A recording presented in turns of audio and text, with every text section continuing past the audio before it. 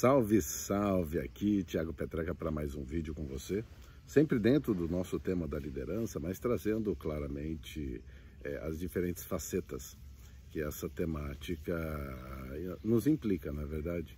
Porque a liderança, ela é uma posição, seja ela institucionalizada, seja ela conquistada pelo mérito da presença, no sentido de a gente ter a capacidade de liderar sem necessariamente ser um líder institucionalizado, mas de qualquer maneira é um exercício muito bacana de estabelecimento de visão, de compilação de talentos, a capacidade de coordenação desses talentos em prol da construção de alguma coisa, né? O líder geralmente é aquele que consegue captar uma visão, consegue traduzir essa visão e, para ela, juntar pessoas, né? Angariar pessoas, talentos em prol dessa construção. Então, a posição de um líder é uma posição muito interessante de realização, né? Aquela que geralmente, não geralmente, mas acho que o mais ideal a ser dito mesmo é aquela que de fato gera resultados através de outras pessoas, tendo na liderança essa posição de comando, de orientação, de aglutinação de interesses, de talentos e etc. E para que a gente possa, nas diferentes facetas do mundo da liderança, fazer algumas análises, eu, mais o meu mentor, mais algumas pessoas, a gente tem feito alguns estudos, a gente tem feito algumas reflexões sobre o cenário no qual a liderança atua, né? E esse cenário, ele é bastante abrangente e ele é bastante particular também, é quase que paradoxal, mas que na verdade a gente precisa olhar o tema global e a nossa capacidade de entender as influências desse tema global naquilo que é a nossa atuação local. Local que eu digo é na nossa equipe, na nossa empresa, na nossa corporação propriamente dita.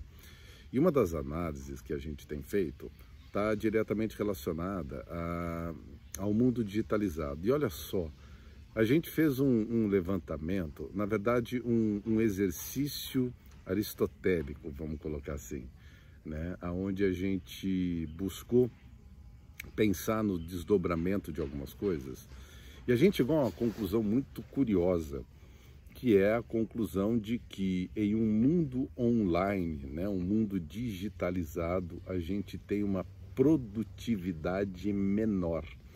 É muito interessante porque tem se falado muito da questão, e eu também tenho defendido muito essa bandeira, sobre a necessidade de a gente humanizar as relações, principalmente as relações em equipes.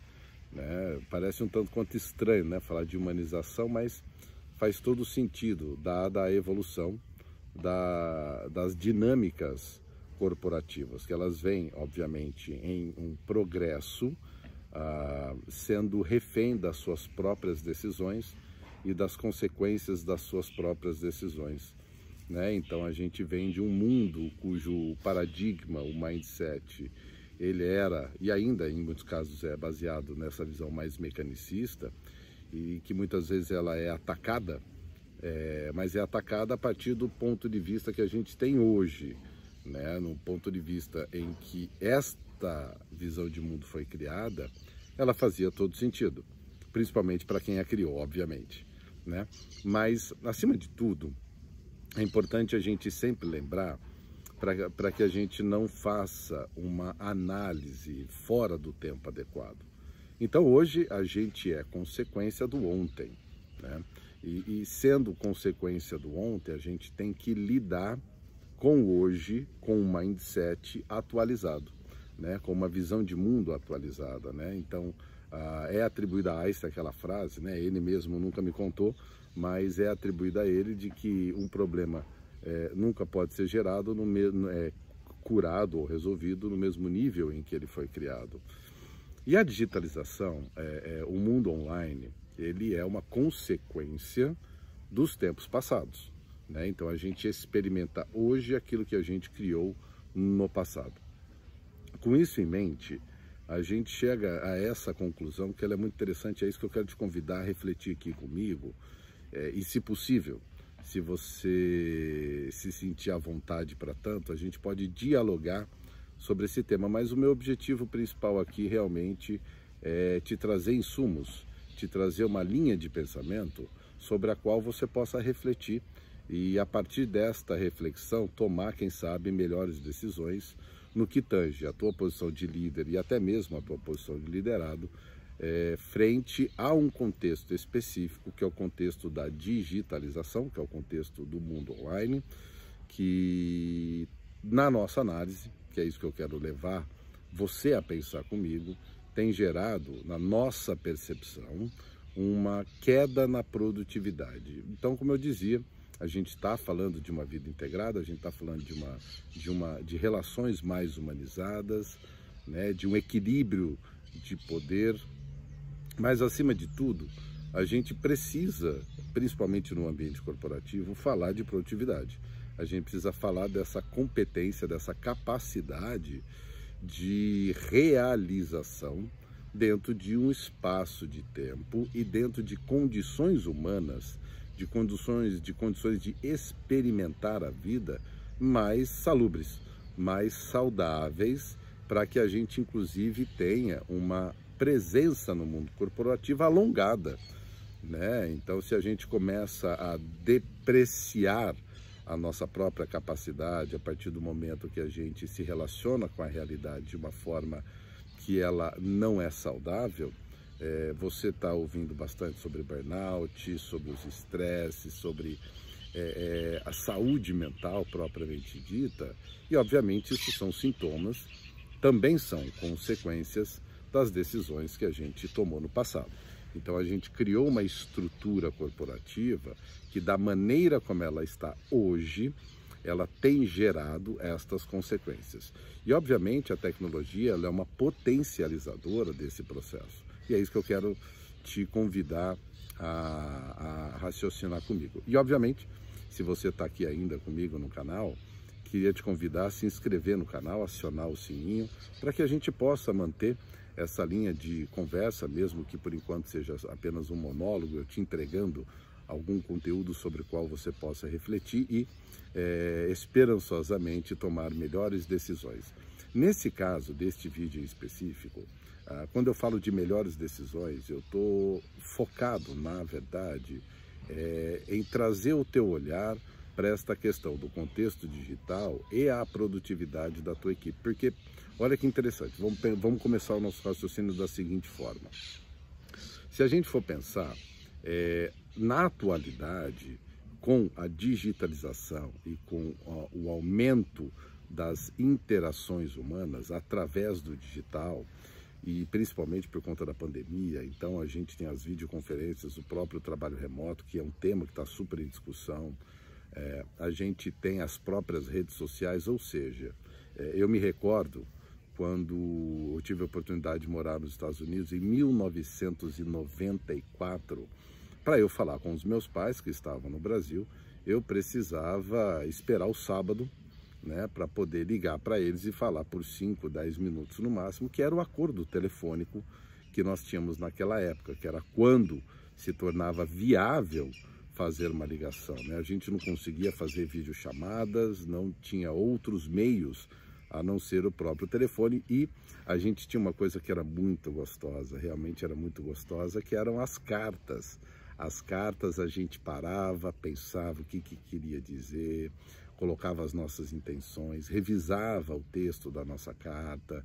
Então era um processo muito mais artesanal, realmente algo que parecia um artesão mesmo, né? Um alfaiate, né?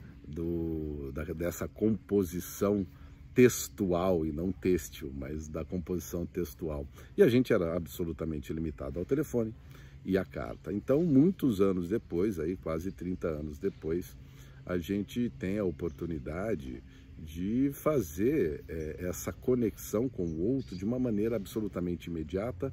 Se eu estivesse morando nos Estados Unidos agora, nas mesmas condições que eu estava antes, porém com a tecnologia disponível, obviamente eu poderia falar com meus pais não 4 vezes no mês, e sim 4 vezes por hora, se assim fosse do nosso desejo. E aí o que acaba acontecendo é que por conta dessa capacidade de conexão, a gente aumentou exponencialmente a troca de informações, né? A troca de conteúdos.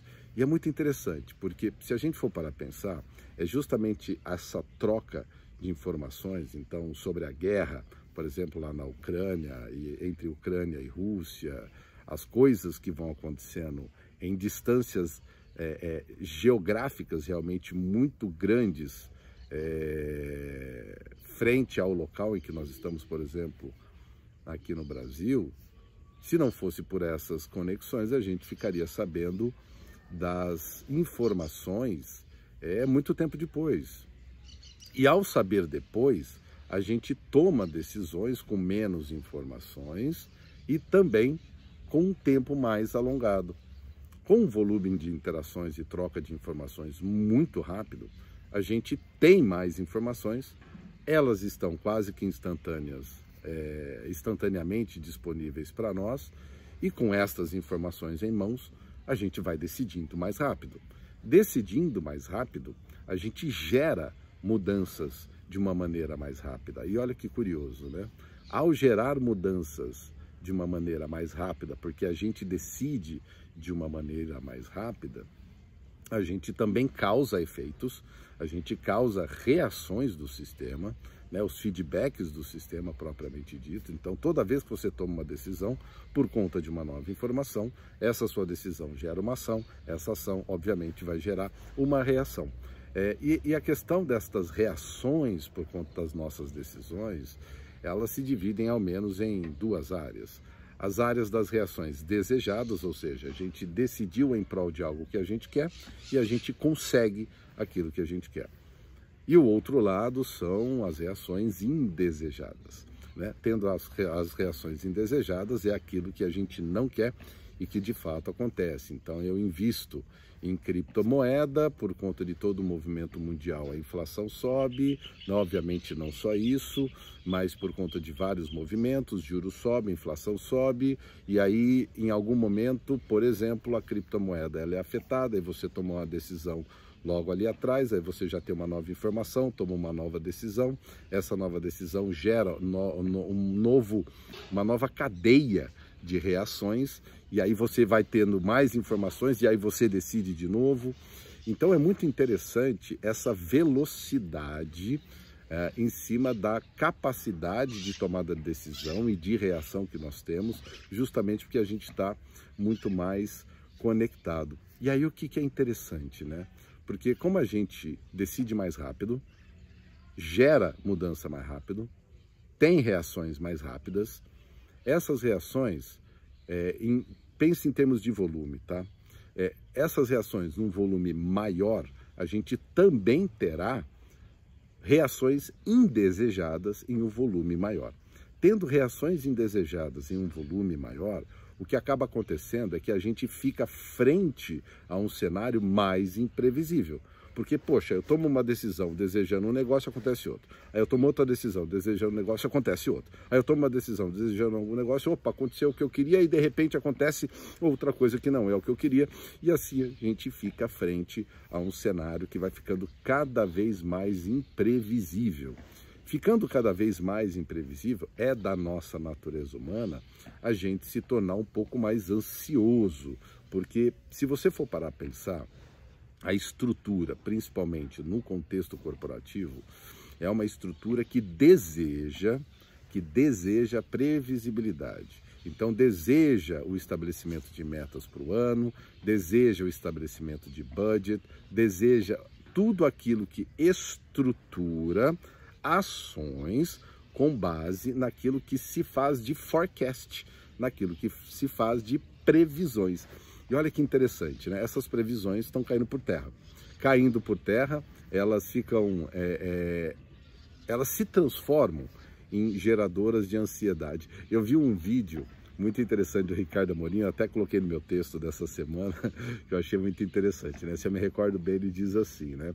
Que as previsões, né, dos economistas são previsões que muitas vezes não são tão acertadas e tem ficado cada vez menos acertados. Aí disse o Ricardo Amorim que ele pensou que os meteorologistas nasceram justamente para aliviar um pouco esse peso das más previsões dos economistas. Aí descobriu que aqueles que fazem previsões políticas nasceram para amenizar as previsões, né, para que os meteorologistas não se sentissem tão maus com as previsões que eles mesmos fazem. Achei isso muito interessante da fala do Ricardo Amorim. Achei realmente muito legal, porque fala dessa decadência na competência da previsão. Obviamente tem toda uma questão, um outro lado do Analytics, dos dados, do Big Data e etc., que podem, claro, nos ajudar, mas não é o tema aqui do nosso vídeo agora. O que eu quero que você pense é justamente nessa questão da queda da previsibilidade. Tendo uma queda de previsibilidade, obviamente, a nossa ansiedade aumenta. A nossa ansiedade aumentando, a gente tende a ficar mais preso no futuro. A gente tende a ficar mais preso nas preocupações, né? Eu me preocupo ao invés de me ocupar. Então, estando mais preocupado, eu estou me ocupando menos, eu estou realizando menos, eu estando mais preso às preocupações futuras, com medo das reações futuras sobre aquilo que eu tenho no meu presente, eu me distancio do meu estado de presença, eu me distancio da minha capacidade de execução no momento, e ao me distanciar da minha capacidade de execução no momento, a minha produtividade cai. Então, com o aumento da digitalização, a nossa conclusão foi que justamente ela gerou um contexto de menor produtividade. E aí, cabe ao líder não só autogerenciar-se frente a esse contexto, mas, acima de tudo, ter a capacidade de ajudar a própria equipe a lidar com esse momento de tanta imprevisibilidade que tende, pela natureza das coisas como elas estão acontecendo, a aumentar. E ela aumentando, se isso não for cuidado, a ansiedade vai aumentar também, o que vai fazer, muito provavelmente, com que a produtividade caia. E aí a gente começa a entrar num ciclo vicioso aqui, muito perigoso. Então eu queria que você pensasse um pouquinho sobre os efeitos, que você colocasse o seu olhar sobre o tema da produtividade e o tema da digitalização. Como que a gente pode nos ajudarmos e ajudar as nossas equipes a estarem mais presentes, a estarem mais confiantes, mesmo frente ao caos, mesmo frente àquilo que é imprevisível. E sobre essa próxima análise, eu pretendo trazer na semana que vem para vocês uma nova reflexão, tá bom? Mais uma vez, obrigado pelo seu tempo. Caso você ainda não tenha se inscrito, te convido a se inscrever no meu vídeo, assinar o sininho. Se quiser dialogar, a gente pode utilizar as redes sociais aqui no YouTube, caso você esteja no YouTube, deixar os seus comentários, ou então, inclusive, no meu contato, Thiago Petreca, lembrando que Thiago é sem H, thiagopetreca.com, no meu site. A gente pode travar aqui um debate bastante interessante para quem sabe co-construir uma reflexão sobre o tema da liderança e todos os contextos que a circundam, tá bom? Até o próximo vídeo, muito obrigado pela sua atenção, um grande abraço.